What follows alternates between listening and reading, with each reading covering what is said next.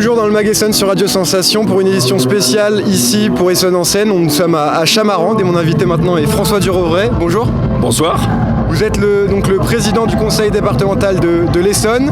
Et donc Essonne en scène, c'est une initiative du conseil départemental depuis maintenant 2019. C'est la 3e édition cette année. La vocation d'Essonne en scène, c'est d'être la grande fête culturelle du département de l'Essonne. C'est un peu l'esprit. C'est d'abord effectivement une très grande fête familiale, populaire, de musique française. Et puis c'est aussi l'idée qu'en Essonne, on puisse avoir le meilleur de la culture. Vous savez, on est parfois considéré comme un département de banlieue et de la banlieue de Paris.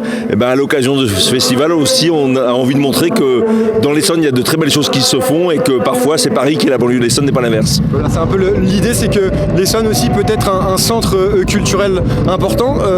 Donc il y a des têtes d'affiche. Julien Doré, Calogero, cette année qui sont là pour attirer le public, mais il y a aussi des talents essonniens qui sont mis en avant. Oui, parce que l'idée, c'est effectivement de mettre aussi le pied à l'étrier à un certain nombre de jeunes talents. On a la chance en Essonne d'avoir beaucoup de monde autour du plan Harris Orangis. Vous savez qu'il y a beaucoup de pépites, beaucoup de chanteurs très connus en France qui ont fait leur début au plan. Et donc on souhaite aussi proposer cette scène ouverte, magnifique, à des jeunes talents essonniens. J'en ai rencontré quelques-uns qui étaient évidemment très émus de monter sur cette scène magique, immense, et en me disant mais on n'a jamais eu l'occasion de pouvoir se produire devant du public de cette façon-là. Et c'est aussi une façon pour le département de l'Essonne d'aider ces jeunes.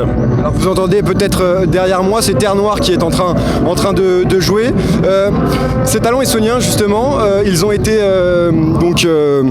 repérés parmi les salles essonniennes. Ce sont vraiment des purs talents, pur jus. Est-ce qu'il y en a certains qui vous ont cette année tilté un petit peu? Alors je vais vous faire une confidence, je ne les ai pas tous écoutés encore parce que concrètement il y a une sélection par les services, il y a plusieurs groupes qui se sont proposés, il y en a 6 qui ont été retenus, qui vont se produire ce soir et demain soir, et je viens justement à Chamarande pour les écouter en live et puis ensuite échanger avec eux. Okay. Et pour finir, François Durovray, la politique culturelle du département, c'est quoi l'esprit, c'est quoi l'idée? Donc vous avez dit le message, l'Essonne, ce n'est pas la banlieue de Paris.